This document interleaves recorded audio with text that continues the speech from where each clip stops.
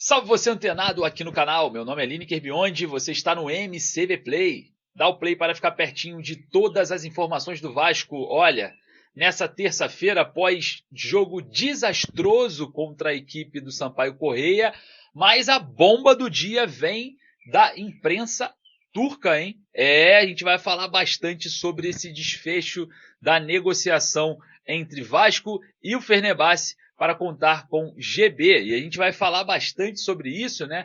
Os valores e também o que a imprensa turca vem falando agora. Bomba! Que notícia bombástica, né? Eu falo para vocês. Se isso realmente for verdade, nós estamos apurando, né, uma informação ainda da imprensa turca. Se isso for verdade, pelo amor de Deus, passar vergonha agora também no mercado, já não basta em campo, né? Isso daí é de fechar as portas e mudar tudo, Pedrinho. Realmente não é possível. Mas a gente vai falar bastante sobre isso e também sobre muitos outros assuntos aqui. E você deixa o like para dar aquela moral, vai lá nos comentários deixar a sua opinião, que é a base aqui do nosso trabalho, beleza? Mas antes eu vou deixar aqui no primeiro comentário fixado o link da Estrela Bet. A Estrela Bet é parceira aqui do nosso trabalho, é também a nosso carro-chefe, né, de palpites esportivos. Nós fazemos todos os nossos palpites lá e você que quer ganhar R$ 500 de bônus, corre lá no primeiro comentário fixado, o link está ali, beleza? Não esqueça, hein? Fechou? Solta a vinheta, bora pro vídeo porque eu vou falar para você, hein, ó. Tá difícil, tá complicado, irmão.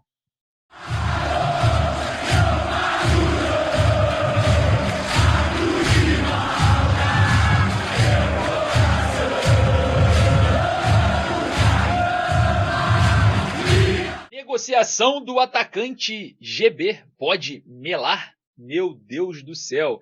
É isso mesmo, a informação vinda da Turquia é que no meio dos exames médicos foi descoberto, né, uma lesão na perna direita do jogador que teria que entrar em cirurgia e ficaria de 8 a 10 meses fora dos gramados. Meus amigos, só faltava essa, hein? Não é possível que o torcedor vascaíno vai passar por mais essa vergonha de uma falta de diagnóstico simples de início de temporada, em que todos os jogadores têm que fazer todos os exames para avaliar toda a parte física, né? E, segundo informações vindo da Turquia, a gente ainda não pode cravar, mas a situação é grave para o lado do Vasco, porque o GB talvez não se transfira mais para o Fenerbahçe por conta dessa lesão. Parece que o Fenerbahçe vai dar um ponto para trás e falar não quero, porque o jogador vem lesionado. Mas que bela resposta para o mercado, se realmente essa informação se confirmar, né? Eu espero, rezo, ajoelho, oro, peço para tudo que você imagina para que isso não seja real, que a imprensa turca esteja sendo equivocada nesse momento, porque é uma resposta muito negativa ao mercado e algo muito preocupante, principalmente no momento que o Vasco precisa, sim, fazer uma venda. Eu considero os valores baixos para o GB, não vejo como uma negociação viável para o Vasco, mas a viabilidade financeira, né, a questão financeira pesa muito e o Vasco viajou, né, com o Marcelo Santana representando ali para tentar fechar esse negócio e o Vasco enxugar um pouco a folha salarial. Agora, se realmente essa informação for confirmada pelo Vasco, porque para ser confirmada pelo Vasco vai demorar, né? Porque o Vasco ele não quer se comunicar com você. Ele não quer, ele vai falar isso daqui a uma semana para botar panos quentes, esperar e fugir, né, dessa polêmica, como aconteceu em vários e vários casos. O caso do Coutinho, 2 dias para se comunicar. E em outros casos também a comunicação sempre falhando, né, ali no Vasco. Infelizmente é isso que acontece. E vamos ver agora a situação do GB. Quanto tempo a diretoria vai se pronunciar acerca dessa notícia que vem de lá, tá? Da Turquia, sobre essa reviravolta na negociação envolvendo o atacante. O certo é, se realmente for verdade, é lamentável, feche as portas, faça uma demissão ali em massa e comece de novo para que nós não...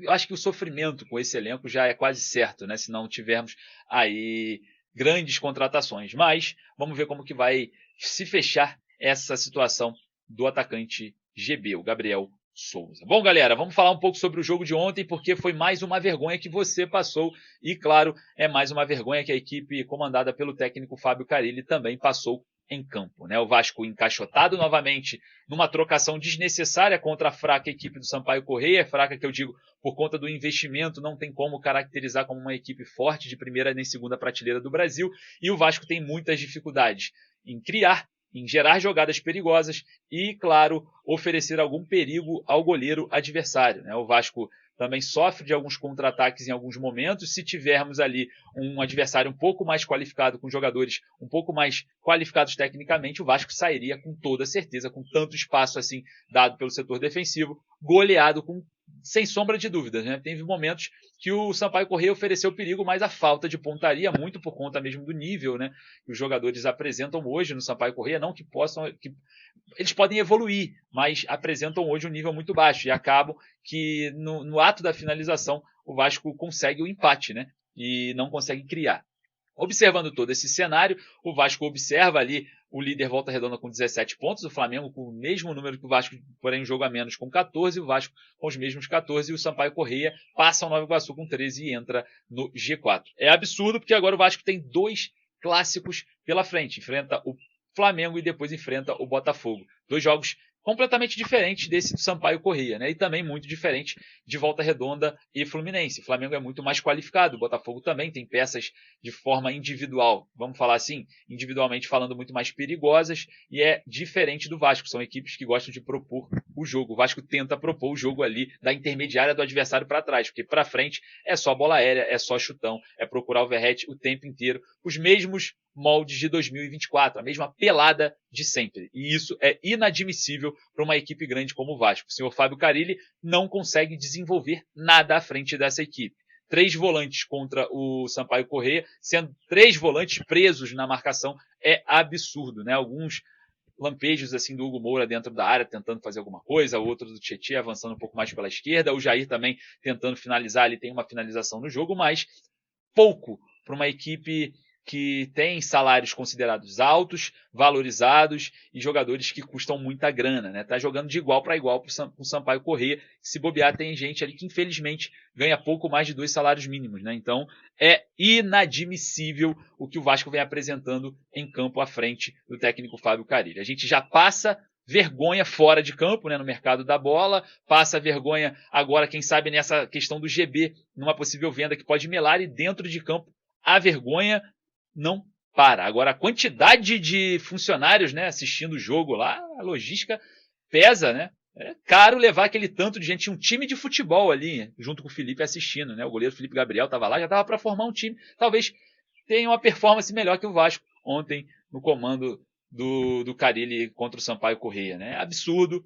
A gente vê o senhor João Vitor, que custou muita grana aos cofres do Vasco, que custou muita grana ao sócio torcedor, que banca o salário dele, ainda querer ir lá discutir com o torcedor, né? Pelo amor de Deus, hein?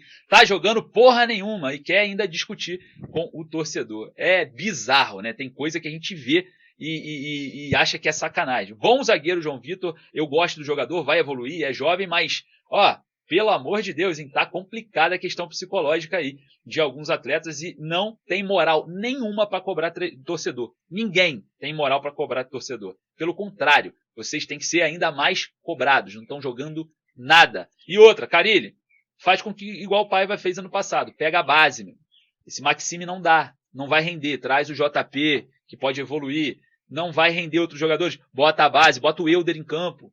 Tá na hora de botar a base. O Paiva fez isso, deu certo, recuperou ali o futebol, livrou o Vasco da Série B ano passado, diga-se de passagem, né? Aquela arrancada ali com os garotos da base. E o Carille, se ficar com a cabecinha dura, com esse bando em campo, vai acontecer o mesmo. O futuro do Vasco é lutar para não cair. Chama a base, traz os jogadores de volta, porque esses que estão performando, ó, muito abaixo, salário muito alto e querem cobrar.